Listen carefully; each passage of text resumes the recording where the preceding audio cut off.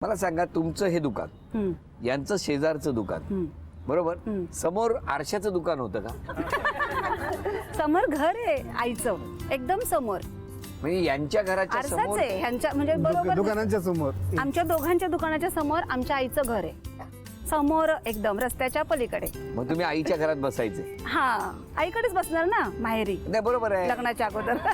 आणि सतत मेडिकल दुकानाकडे बघत होता. बघायची. तर कोणाचं लक्ष आधी गेलं तुम्ही सांगा? ही सारखी यायची तिकडे समोर. काय हो खरं काय? हा, काय व्हायचं माझे सासरे चांगले हिंदीचे प्राध्यापक होते. त्यांचं हिंदी खूप छान संस्कृत छान हा. होतं. तर ते मी BA करत होते तेव्हा आणि नोकरी करत होते त्यामुळे मला असं वाटायचं की कोणाचं मार्गदर्शन घ्यावं. मग मी दुकानात जाऊन बसायचे सासऱ्यांबरोबर. मग ते शिकवायचे मला. मग हे पण यायचे मध्ये मध्ये तिथे. तुम्ही कशाला? मी वडिलांना मदत करायला. वडिलांना मदत अच्छा, करायला दुकानात मदत. आणि मग ते हळूहळू माझ्याशी पण बोलायचे. हे हा हा मग हळूहळू त्या राणाने ह्यांच्या डोक्यात खरं तर घातलं सर. तो राणा जबाबदार आहे का? ते तो म्हटला की चांगली आहे चांगली मुलगी आहे विचारून बघायचं काय. ह्यांनी गंमत म्हणून खरं केलं होतं. काय हो काय खरं गंमत काय? हा? मी एकदा असं दुकानात गेलो हिची आई नव्हती दुकानात तेव्हा आम्ही दुकानात गेलो होतो आणि सहजच म्हटलं उद्या जरा हा बोट रिकामा ठेव म्हटलं तुला एक गिफ्ट द्यायचं. डायरेक्ट असंच बोलले ते. हा मग मग ती वाट बघत होती. तुम्हाला काय बँडेड लावायचं? नाही एक अंगठी आणली होती मी हा, तुम्ही तिच्यासाठी. आणली होती? हो हा, मग घातली दुसऱ्या दिवशी अंगठी आणि डायरेक्ट मग प्रपोज केला. तिला म्हटलं माझ्याशी लग्न करशील का? बाप रे, मग तुम्हाला धक्का नाही बसला? बसला ना. मी लगेच हात मागे घेतला हा. पण परत विचार केला की ठीक आहे दुसरा हात चांगलं. पुढे करूया. एक माझ्या हात पण मागे मनात घेतला, खरं दुसरा हात होतं. पुढे केला. नाही खरं माझ्या पण मनात होतं. असं नाही कुठले हिरो सारखे दिसायचे? ते मनोज कुमार. मनोज कुमार. असं करून बसायला लागेल. हे जेव्हा सगळं घरी कळलं तेव्हा ह्यांनी यांच्या बाबांना सांगितलं होतं. बाबांच्या पण लक्षात आलं होतं ते की ही दुकानासारखी येते. हा पण खाली एक मेडिकल होतं आमचं. तिकडनं हे यायचे दुकान बंद करून ते मेडिकल हे बंद हे करण्यासाठी. तेव्हा मग आमच्या गप्पा व्हायच्या. मग ते बाबांचे पण ह्यांचे बाबा खूप साधे आणि सरळ होते आणि त्यांना ह्यांनी सांगितलं डायरेक्ट की ह्या मुलीशी मी लग्न करणार आहे. हो तुम्ही बोलला? हो बोललो. डायरेक्ट मग तेव्हा काय प्रतिक्रिया आली? ते म्हणले आपण विचार करू याच्यावर. नकार नाही ना दिला? नकार नाही दिला. नकार अच्छा, नाही. आणि तुमच्या घरी कळलं तेव्हा? गोंधळ. हे गोंधळ झाला होता खूप म्हणजे हो? खूपच. मग त्या वेळेला मधला राणा कुठे गेला?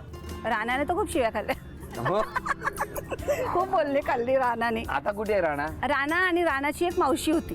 हा आहे म्हणजे मावशी आमची दीपा मावशी. बर. तर ती राणाची सख्खी मावशी होती. मग तिने खरं तर पुढाकार घेतला. मग राणाने सांगितलं की ह्या दोघांचं असं आहे आणि ह्यांना कोणीच मदत करत नाही. मग आपण करायची का? मग राणाच्या मावशी म्हणजे दीपा मावशीने आमच्या खरं पुढाकार घेतला. तिने तिच्या घरी मला बोलवलं. आणि पण आता राणा कुठे असतो? राणा राणा तर नाही नाहीये. आता. नाहीये. तो लहान वयातच गेला म्हणजे. अरे रे, मग आज त्याची आठवण तरी आली. हा, हो की नाही? दीपक राणाची. आणि मावशी पण जी आहे ना तिने मग खरंच पुढाकार घेतला. तिने मला बोलवलं घरी. नक्की तुला करायचंय का? ह्यांना बोलवलं घरी. तुम्हाला करायचंय का बाबा? असेल तर मग मी हो म्हणते. टेन्शन आलं असेल तेव्हा? दीपा मावशीने मला घरी बोलवून घेतलं होतं. तेव्हा म्हटली तू करणार आहेस का हिच्याशी लग्न? म्हटलं एकदम अर्जंटमध्ये असं कसं? मी घाबरलो. म्हटलं आता लग्न हे ते सगळं पुढचं विचार डोक्यात आला. बरोबर आहे. घ्या एक चिठ्ठी घ्या कुठलीही. न बोलता अभिनय करायचा आणि अभिनय करून हे घरातले सगळे हे ओळखणार. चित्रपटाचं नाव आहे. अभिनय करणार तुम्ही सगळ्यांनी ओळखायचं आणि मग बक्षीस मिळवून द्यायचं आहे आपल्याला. हां तुम्ही सगळेजण फक्त ओठांची हालचाल करू नका. पहिला चित्रपट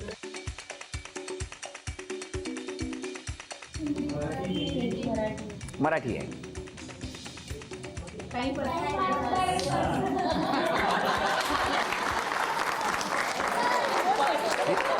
ही भेटवस्तू तुमच्यासाठी. थँक्यू.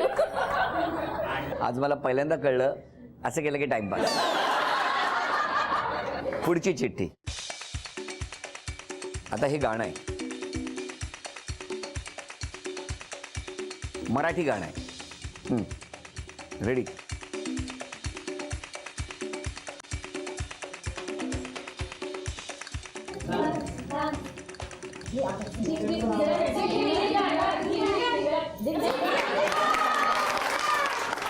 क्या केमिस्ट्री आहे. तुला कळलं नाही, मला लेटेस्ट सांगायचं होतं. बघितलंय आपण. मला वाटलं तू इकडे ये, तुला बघते केबिन मध्ये बोलवल्यासारखं इकडे इकडे. बरं, हे दुसरं बक्षीस झी मराठीकडून तुमच्यासाठी. अभिनंदन. आता तिसऱ्या बाउलमधली चिठ्ठी, म्हण किंवा मुहावरा. बघूया काय येत. घ्या, बघू द्या काय आलंय. म्हण आहे, मराठी म्हण.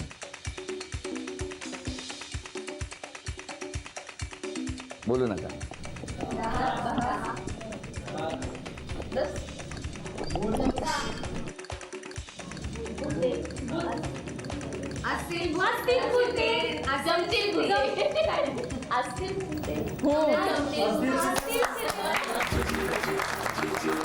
झी मराठीकडून ही भेटवस्तू, केप्रकडून ही भेटवस्तू तुमच्यासाठी. अभिनंदन. तुमच्या 3 अपेक्षा सांगा वैदिक. तशा अपेक्षा 3, आता तुम्हाला 3 सांगायच्याच असतील तर 3 नाही आहेत, पण माझ्याकडे फक्त एकच अपेक्षा आहे. ती हिच्यासाठीच आहे की आत्तापर्यंत जसं तिच्या जिजाजींनी सांगितलं की आत्तापर्यंत जे काही 8-9 वर्ष तिने कष्ट केले, काम केले, किंवा जे काही तिने ज्या वयामध्ये मुली फिरायला जातात, पिक्चरला जातात किंवा आणखीन बाहेर मजा करतात, पण त्यावेळेत तिने स्वतःचं घर सांभाळलं, म्हणजे तिच्या फॅमिली, भाऊ, आई, वडील आणि तिचंही काम वगैरे सगळं सांभाळत तिने आत्तापर्यंत सगळ्यांसाठी, म्हणजे दुसऱ्यांच्या चेहऱ्यावर आनंद कसा येईल हेच आत्तापर्यंत पाहत आली. तर माझी अपेक्षा तिच्याकडनं एवढी एकच आहे की आता तू तुझ्यासाठी पण काहीतरी कर. अरे वा वा, व्हेरी गुड. ही एकच अपेक्षा आहे. येस. तुमची काय, तुमच्या 3 अपेक्षा सांगा त्यांच्याकडून. नाही, माझी पण एकच अपेक्षा आहे कुठली? की जसं मी, म्हणजे माझे मम्मी पप्पा मला खूप म्हणजे प्रिय आहेत. म्हणजे सगळ्यांचे मम्मी पप्पा सगळ्यांना प्रिय असतात, पण त्यांनी आतापर्यंत जावई म्हणून म्हणजे माझ्या आईवडिलांना कधी ट्रीट केलंच नाही. मुलगा म्हणूनच त्यांनी हे केलं. पण हेच अपेक्षा ठेवेन मी की मी पण तुझ्या आईवडिलांना म्हणजे हे करेन, तू पण माझ्या आईवडिलांना शेवटपर्यंत तसंच मुलगा म्हणून प्रेम करत राहा. एवढं सांगेन. येस. एकच अपेक्षा. कधी मला जर वाटलं तर मी माझ्या आईकडे जाईल तर काय तर त्याच्यावरती काही फक्त बंधन नको ठेवू. असं म्हणत 10 येतील आता अपेक्षा. बरं, आता मला सांगा, या ठिकाणी सगळेजण जमलेले आहेत. आज तुम्हाला 2 प्रश्न विचारणार आहे. एक, आज सॉरी म्हणायचं असेल तर कुणाला म्हणाल, आणि थँक्यू म्हणायचं असेल तर कसं म्हणाल?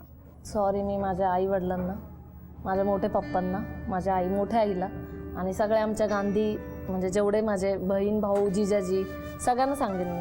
कारण आमच्या घरामध्ये मुलींमध्ये आत्तापर्यंत असं म्हणजे इंटरकास्ट मॅरेज केलेलं नाही कोणी. माझ्या दोन्ही बहिणींनी पण मारवाडीच म्हणजे लोकांबरोबर लग्न झालेलं आहे.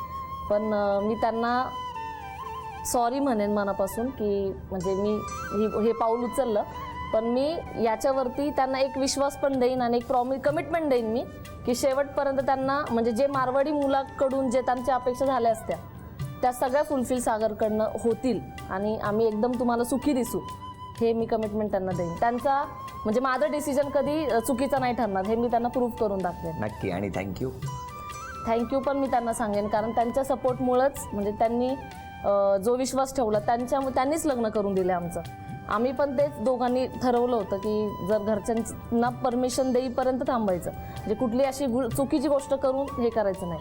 आम्ही थांबलो आणि आमच्या घरच्यांनी आम्हाला करून दिलं, त्यामुळे मी त्यांना धन्यवाद म्हणेन. तुम्ही? थँक्यू म्हणेन मी त्यांना. थँक्यू तर सर्वांनाच म्हणेन. सोनालीचे आई वडील, माझे आई वडील, माझ्या बहिणी, सोनालीच्या बहिणी, आणि स्पेशल थँक्स तसं मी दिनेशचंच करेन. जसं मी मगाशी बोललो की कन्व्हिन्स करायला त्यांनी मदत केली त्याच्या आई वडिलांना. एक सांगू का, त्यांना त्यांचा रस्ता मोकळा करायचा नाही, जेन्युनली त्याने मनापासून मदत केली आणि त्यांच्या आईवडिलांनी मला ॲक्सेप्ट केलं आणि माझ्या आईवडिलांनी हा जो काही मी पण निर्णय घेतला त्याच्यावरती सोनालीला त्यांनी ॲक्सेप्ट केलं, तर त्याच्याबद्दल मी त्यांना सर्वांना थँक्यू बोलेन. आणि तुम्ही ट्रेनने निघून गेले. तुम्ही काय बाकडे आहोत. मी आलो दुसऱ्या दिवशी इकडे लगेच पुण्यात पाठोपाठ. का हो असं करता? हे असं का माणूस बदलतो लग्न? आता भेटली आहे ना.